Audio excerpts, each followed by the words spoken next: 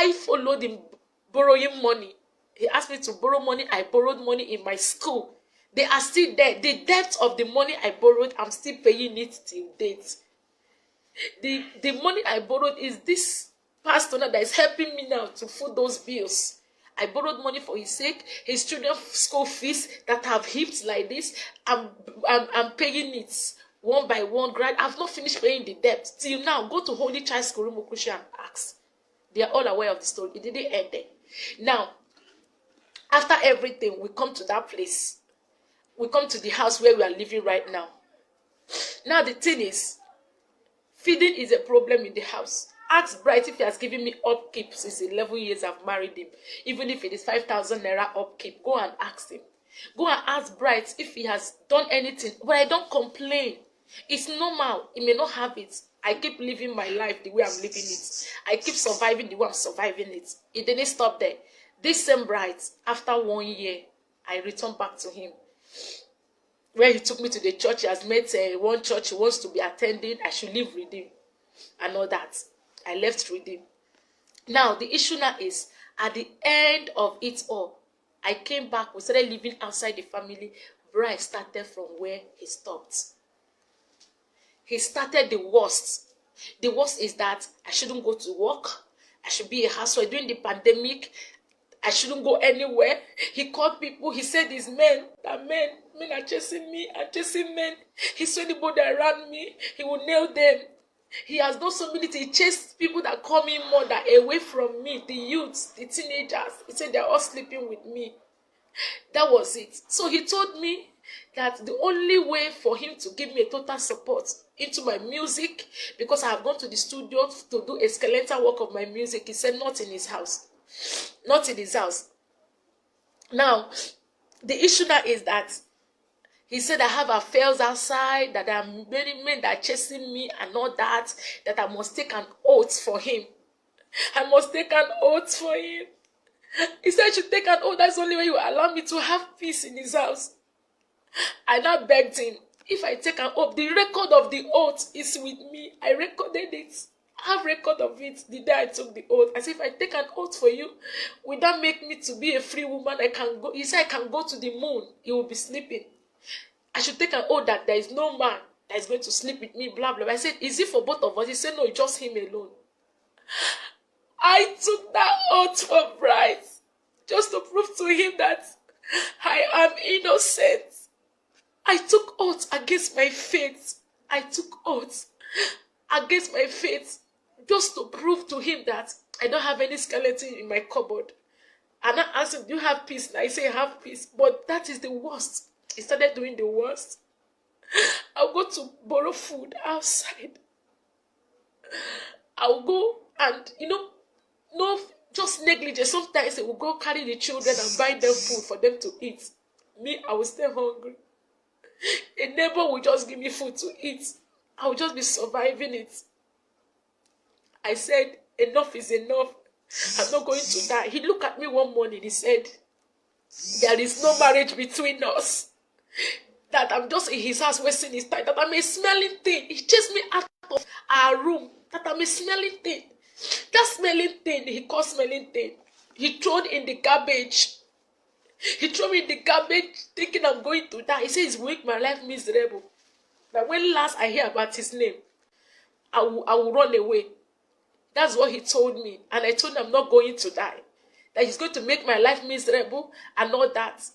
Now, the last straw that breaks the camel's back is that I refuse taking all these things. He told me vividly that number one, he's going to put acid in my cream. I don't want to bring my children into this. Because even my children became scared and they were crying. My son will embrace me. My son of 4 years will embrace me and say, Mommy, don't worry, I will take care of you. He abused me before my children. I don't talk. He called me a weak woman. And you came on social media to tarnish an innocent man's image. You came on social media, Bright. You've done your worst. You want to get fame.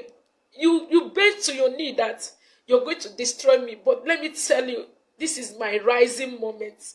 You bend on your knees that over your dead body, will you see me standing right and fulfilling my destiny. You throw me in the garbage, but the seed you throw in the garbage find a means of growing and becoming something. I decided to leave his house. How? When I left his house, one day he just locked me up and said, I'm not going for church program. That night, he locked the door and put the key in his pocket before my kids. I said, it has gone to the extent that you start locking me and walking away. So anything can happen to me. If there is fire outbreak, I can't escape anywhere. He told me that the children I'm even talking about, it's not when I'm alive to see them, I will start talking about them. When I'm alive, that when I'm dead, I'm rubbish, he move on with his life. Then highest is money. My people don't talk and all that. He locked me up. I packed my things before his eyes. I said, Bright, it is over. Bright, it is over. I'm not going to do this anymore. This is the last straw that will break the camel's back. I can't die in your house. I can't die because I want to prove myself. I want to prove myself that I'm a good woman. Before his eyes, I packed my bags. I kept them or what. He told me to leave. That I should leave. Self is done with me. That it's just his children I'm taking care of. I packed my bag and I kept it. The next morning, that night, I escaped by my children. My daughter went and looked for spare key. And my son, they hid the key and come and give me and say, Mommy, run away. Mommy, escape. That was how I left the house that night. That was how I escaped out of that trap. In the morning, we pack our things. I packed the things, called a taxi, packed the things to my mother's house. That was on the 28th of November last year. Pastor Moses Adeyo was not in the picture. I have nothing with him then. I went to my mother's house. Bright knew that I'm in my mother's house. Even that day as I was going, he saw me. Let's talk. Okay, can we see? I told him, I'm not. If you want us to talk, come to my mother's house. As he came to my mother's house, he saw me. I said, this is where we are. And this I want to be. I'm done. I picked up a Bible to renounce the oaths I took. He ran away. Immediately he saw me pick up a Bible. He left the house because he knew I want to renounce the oaths. I lured him one day in a restaurant. I have a record of it. The oath I renounced. I lured him, told my sister to follow me. I didn't tell my sister what I was going to do. Before I quickly bring up a Bible, I renounced the oath. I said, your oath is no longer binding me. I am a free woman. I can live my life. It's not working. Let's not kill ourselves. Go your way. Let me go my way. He said over his dead body. It was not enough. It was not enough. I left. I left to Lagos on the second week of December. The first week of December, that's when I left Lagos. I was struggling. I will have to squat with a friend. Because if I'm in Port Harcourt, Bright will ping me. Bright will trace me and will block my ways. That is his nature. He will always stop me on the road. I will cry, I'll be begging for rescue. I have to leave Port Harcourt so that I can have my peace. I went to Lagos. I started my life afresh. I started squatting and squatting. I got a mini job in Lagos. Nobody knew my story. I covered up. I started my life afresh. I started earning small money to be able to take care of myself. It didn't end there. That was how it happened. It was calling. I said it's over. Now, to make it official, I came from Lagos to Port Harcourt in April. He said I left his house in 7 months and I ran and lived with Pastor Moses Adeyo. I've been in Lagos all this while. I came in April to my village. I went to my people and told them what has been going on. They shouted. I've been going through all this. I refused telling them. They invited Bright. The king of my community invited Bright and his father. He called his father. His father refused answering him. His father did not respond because they all know the story. Bright came with his friend. They told him to go and bring his father. He didn't bring his father. We had an agreement. We went to my house. My uncles, my father, the people that gave me anti-marriage sat. And I held my view. I opened my mouth and told them what has been happening. They all lamented. Even the friend he came with was shocked that he didn't tell him to this extent. Bright, they asked me if it is true. He said, yes, what I said was true. They said, but you never come to tell us that our doctor is not with you. You just seal it up all this while. But he said he doesn't know where I am, that I ran out of his house without his notice. He has been begging.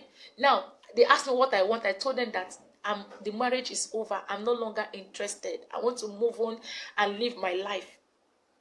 I'm no more interested. I have tried. This is the 4th time now. I can't be running and be coming back. I can't be running and coming back. That was how they said, okay, since you've decided to marry, we will not force you. Bright, our daughter says she's no longer interested. Whatever you've paid, they brought out the ledger, the family ledger, where they put down anything that has been done or that has been paid, bride price. They check it and they found out that Bright did not pay bride price. And I can remember vividly, before I returned after the 1 year, my uncle called him and said, you've not paid, we'll check in the list. There was no specific money. Come and do it. He just ignored it, that he has married. Because the dowry is what they're supposed to refund him. Not like the money they bought for drink and all that. They said, we don't have anything. We wanted to refund you the dowry. Look at it. There is no dowry, specific amount, whether it's 1 naira or what. That was it. Before you know it, they told him, we would have collected the children self, but because we love you, okay, go and take care of the children. Let our daughter live. And make sure you don't come after her. He pleaded that they should give him more time to plead. They said, okay, we'll give you 2 weeks. If you're able to talk to her after 2 weeks, she accepted, then you will come back. But if she didn't accept after 2 weeks, leave her alone. If you come after her, we'll come after you. I went back to Lagos. I went back to Lagos after the meeting. I wasn't with Pastor Moses Adeyo. Pastor Moses Adeyo is living in the church premises in World Bank Assembly.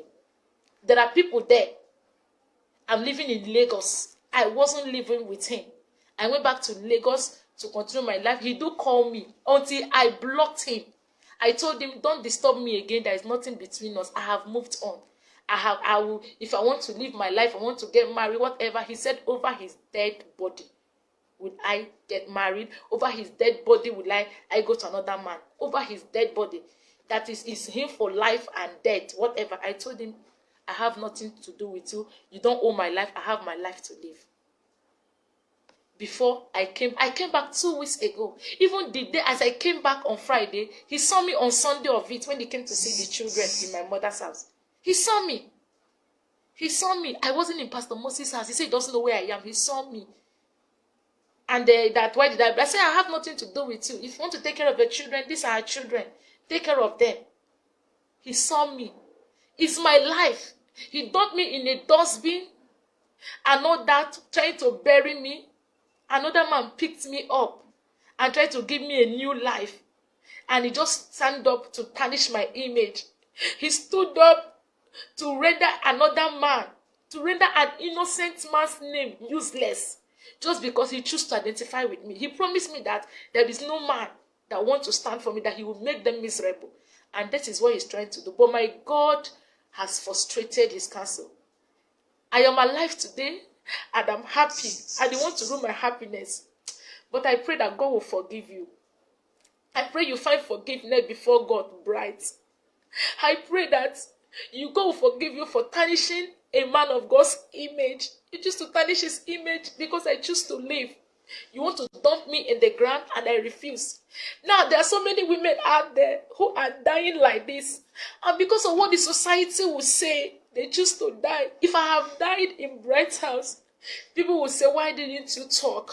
There are women that are dying. Why didn't you live? I choose to live. And I choose to find a new life and start a new life. And I've committed the worst crime. Because I refused to die in Bright's house. I refused to go through the same pain and torture. My children are going through so much emotional torture now because of his attitude and things he has done to them. But I don't want to put them in the picture. I didn't do this for you to believe me. I don't need your belief. I don't need your opinion. I don't need your support. But the same way you guys carry evil news to go viral in the social media, I want you to tell the world that I'm a woman that has strived to survive out of this storm for 11 good years. He knows 11 years of pain, 11 years of torture, 11 years of disgrace and humiliation, 11 years of pain, 11 years of crying at night. He will come back anytime, any day. I'll open the door for him. He will abuse me and call me a useless woman. All these things happen.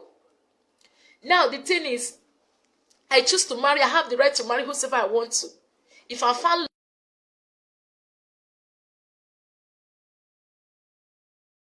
love with anybody. It is my life, nobody's life.